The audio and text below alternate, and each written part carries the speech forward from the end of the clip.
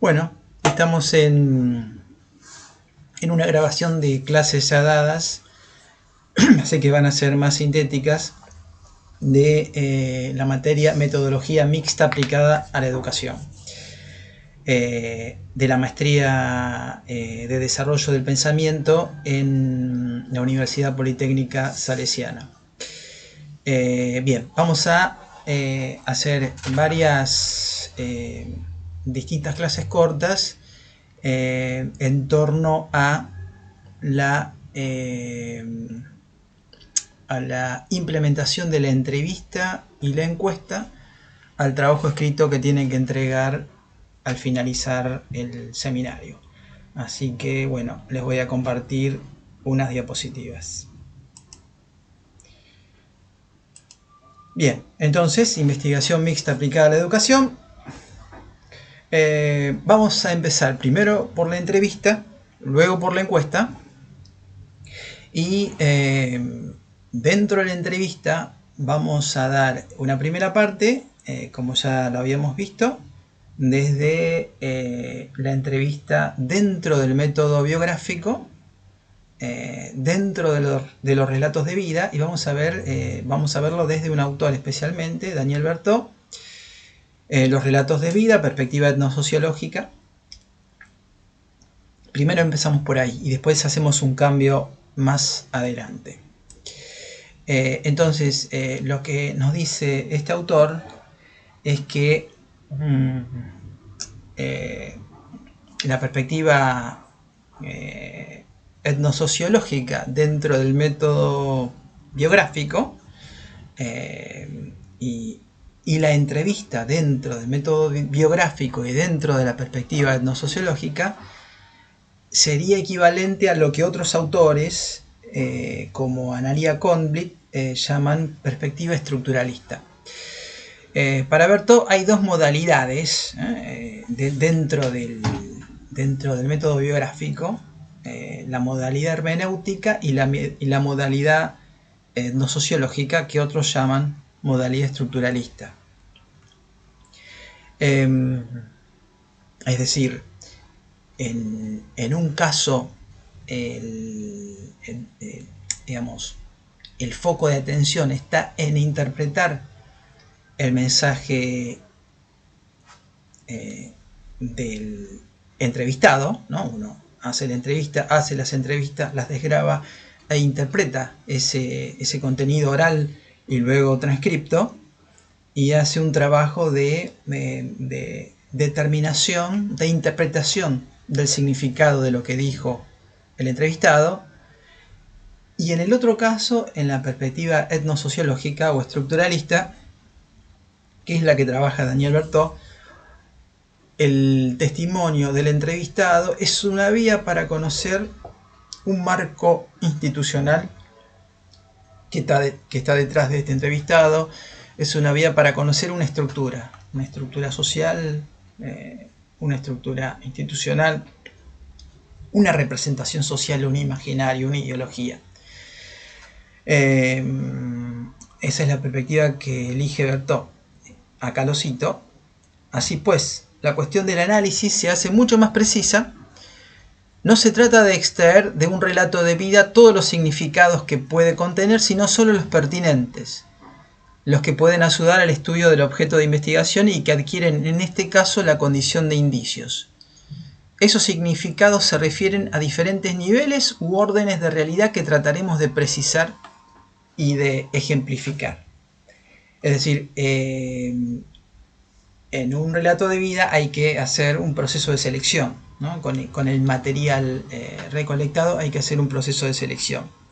Y ese proceso de selección se puede hacer según la modalidad elegida.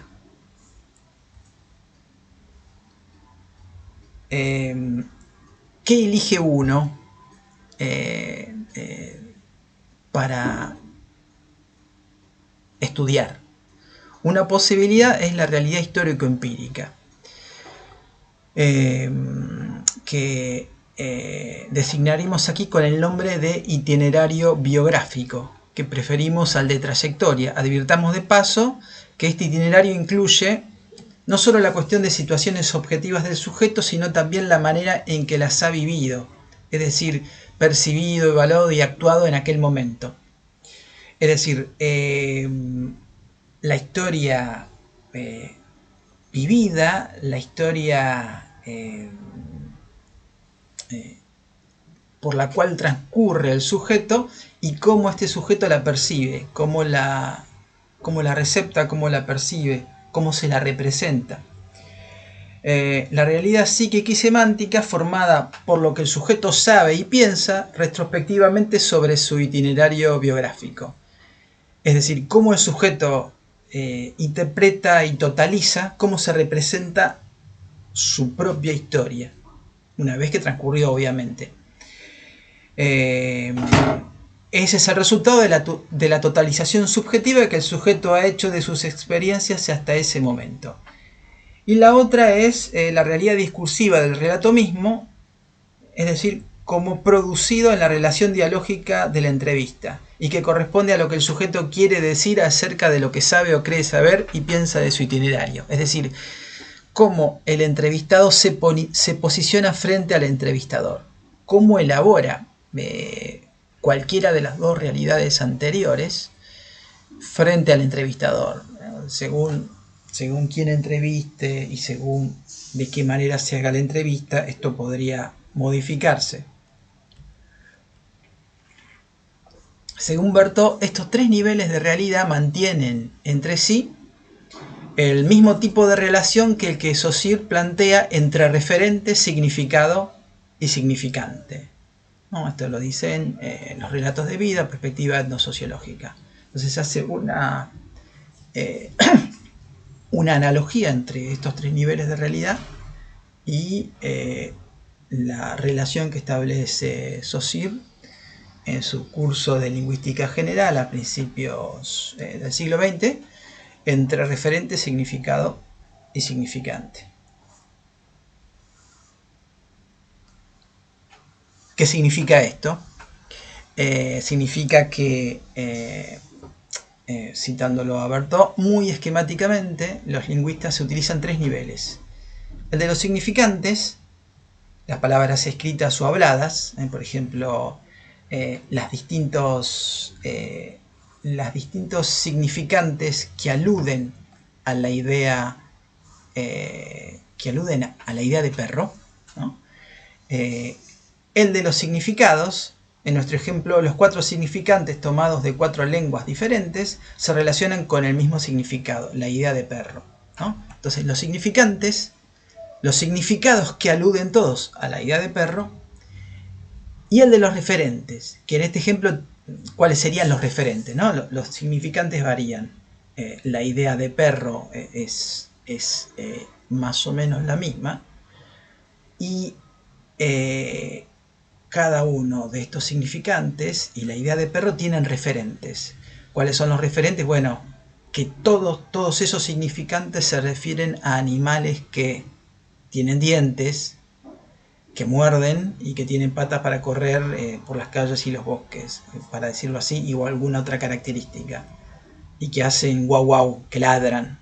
De un modo muy metafórico, si los relatos de vida constituyen significantes, se puede en una primera aproximación distinguir dos grandes orientaciones entre los o las practicantes del enfoque biográfico.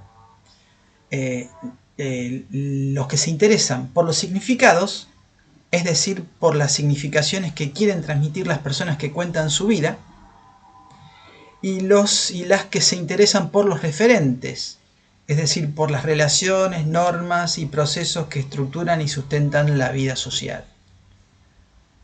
Es decir, una posibilidad entonces es el enfoque en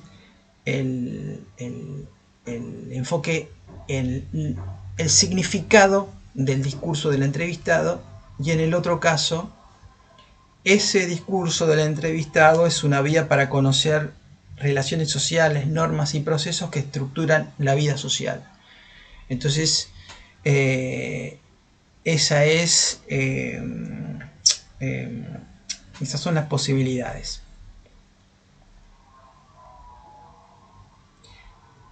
Berthaud se enfoca en la segunda orientación.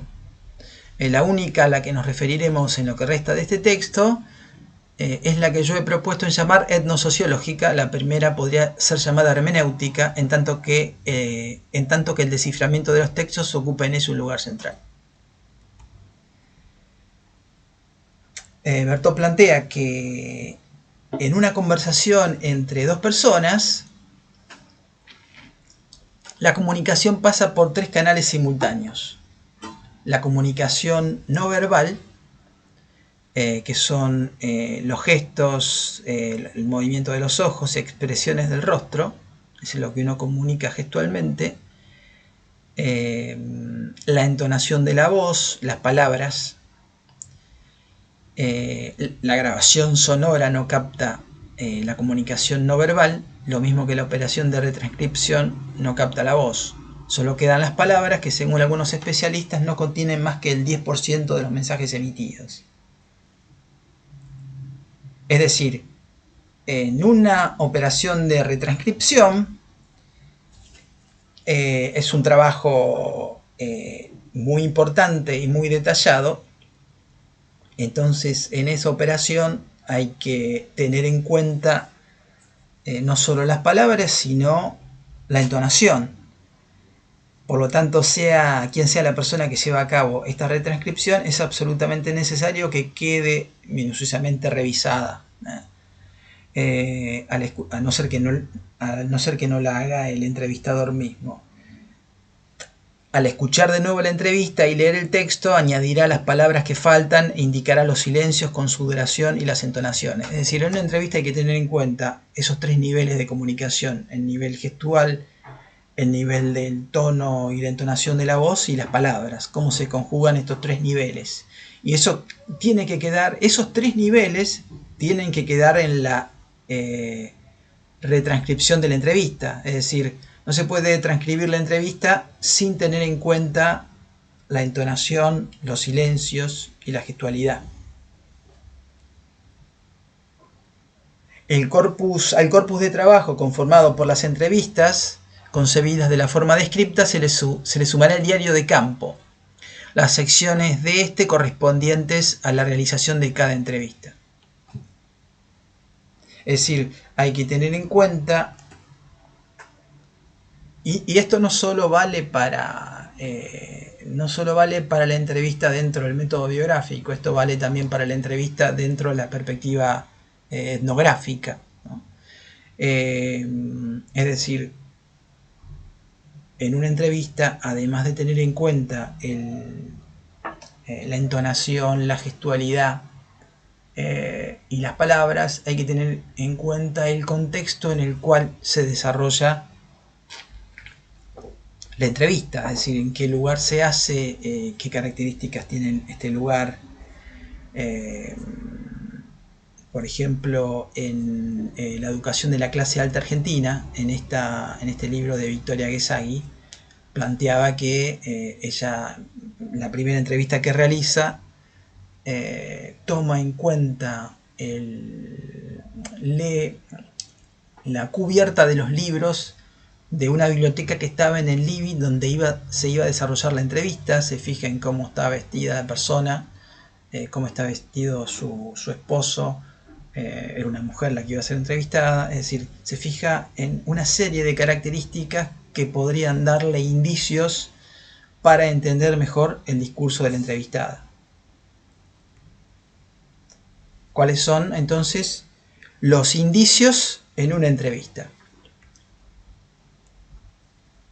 La realización de la entrevista exige prestar atención a las frases o sintagmas, es decir, una palabra que es un sintagma, una palabra, un conjunto de estas, que constituyen una unidad sintáctica y cumplen una función específica con respecto al resto de palabras de la oración, ¿no? Entonces hay que prestar atención a las frases o sintagmas que en una escasa cantidad de significantes condensan una extensión del sentido muy amplia. Es decir, hay que tener en cuenta ciertas palabras que por ahí son usadas de manera idiosincrática por el entrevistado, también por ciertas frases que se repiten, ¿no? Y que condensan un sentido, que muchas veces no es explícito. Entonces hay que prestar atención a estas cuestiones. Todo relato de vida, dice Berthaud, orientado hacia las prácticas del sujeto y los contextos sociales de esas prácticas, comporta necesariamente no pocas indicaciones sobre los fenómenos propiamente sociales. No se puede esperar que el sujeto describa tales fenómenos y su lógica social. El sujeto, salvo excepciones, aludirá a esos fenómenos, a veces en forma de una simple frase, incluso de una sola palabra. Es decir, no se puede pedir del sujeto entrevistado un análisis académico de su propia situación, y que los describa y que describa su lógica social. Eso lo va a hacer, ¿no? Pero lo va a hacer muchas veces en una simple frase, incluso en una sola palabra que condensa todo eso. Entonces, a veces a uno se le puede escapar esto, plantea este investigador francés. Uno de los principales retos, desafíos del análisis comprensivo consiste precisamente en identificar las palabras que remiten a un mecanismo social que ha influido en la experiencia vivencial. Es decir, uno de los principales retos consiste en identificarlo, considerarlos como otros tantos indicios, a preguntarse por su significado sociológico, es decir, sobre aquello a lo que hacen referencia en el mundo sociohistórico. Es decir, ciertas palabras utilizadas de una manera específica por el entrevistado aluden a un mecanismo social que influyó en algún segmento de su biografía, algún segmento importante de su biografía. Esas palabras son los indicios, y hay que preguntarse por ese significado sociológico. Se debe considerar a cada uno de los indicios hallados como la punta apenas visible de un iceberg. El ejemplo que da él es el de en una entrevista que realiza en 1960, más o menos, en la década del 60, donde Berthaud estudia con su equipo el trabajo en panaderías de Francia. Entonces se entrevista a un panadero que había nacido en 1909. Entonces en este estudio sobre la forma de trabajo en panaderías, en la década de 60, el entrevistado, nacido en esa época, y sus años de juventud más o menos son de la década del 30. Recuerden que en la década del 30, la década del 30 se origina, o digamos, está asignada la crisis del 30 por la crisis del 29, ¿no? La década del 30 está asignada por la crisis del 29, que dura muchos años, ¿no? Se resuelve, de última, la crisis del 29 se resuelve con la Segunda Guerra Mundial, ¿no? Bien. Entonces, ¿qué decía este panadero? Casi sexagenario, en la década del 60, decía: en aquella época, en la década del 30, se trabajaba 7 días a la semana. 7 días a la semana, dice Berthaud, se nos estaba dando acá un indicio muy importante sobre cómo funcionaba la panadería. Él planteaba que habría que haber profundizado, pero no lo hizo por falta de experiencia, porque no se dio cuenta de que eso era un indicio. Pero como en otras entrevistas fueron surgiendo palabras significantes o frases del mismo tipo, ahí se dio cuenta de la importancia de esa frase aparentemente lacónica, ¿no? Se trabajaba 7 días a la semana, o más bien lacónica. Es decir, era el indicio de un mecanismo social que responde a una pauta de trabajo. ¿Cuál era esa pauta de trabajo? Dicho mecanismo consistía, al no haber un día para reponer fuerzas, o al no haber un día para actividades lúdicas, para concentrarlas en otras actividades, como eso no se podía hacer, dicho mecanismo consistía en dormir algún lapso de tiempo mientras estaba en el lugar de trabajo, siendo reemplazado en dicho momento por trabajadores más jóvenes que dominaban esa tarea en la cual tenían que reemplazar al panadero principal o a los familiares del panadero que trabajaban en esa panadería. Por lo tanto, trabajar 7 días a la semana significaba, en primer lugar, que el obrero de panadería, por lo demás lo mismo que el artesano y su esposa, jamás tenían un día de descanso, que toda su vida se organizaba en torno al trabajo y tendía a reducirse a él. Tal ritmo no se podía mantener a largo plazo. Que decían otros entrevistados, cuando estábamos demasiado cansados, parábamos. Se dormía y uno se recuperaba. Extracto de otra entrevista. Pero había que hacer el pan. El artesano se dirigía entonces a una oficina de empleo que le enviaba de inmediato un suplente. Algunos obreros jóvenes y solteros se especializaban en estas suplencias. Ahora, dentro de este mecanismo de trabajo, inserto en un orden social, el punto es que no se podían pasar más allá de cierto umbral de cansancio. Ese mecanismo de rotación para poder dormir,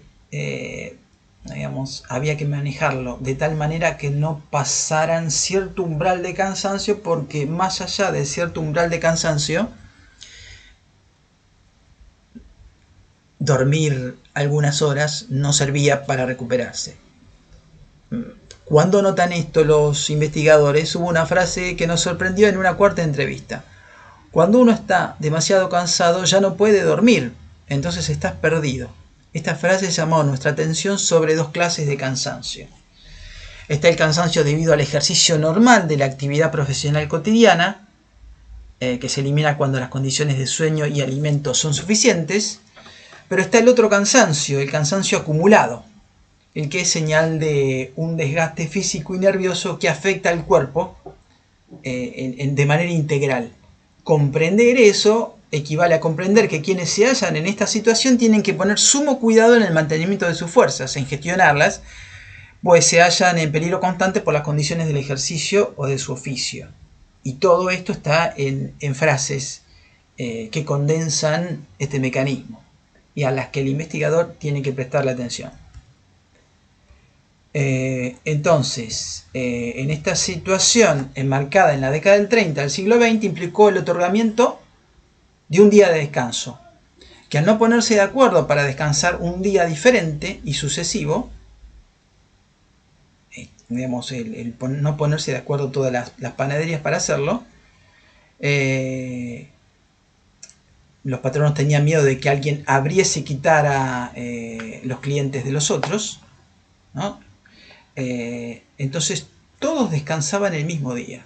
Como los clientes compraban el doble de pan el día anterior, entonces al cierre de ese mismo día se trabajaba el doble.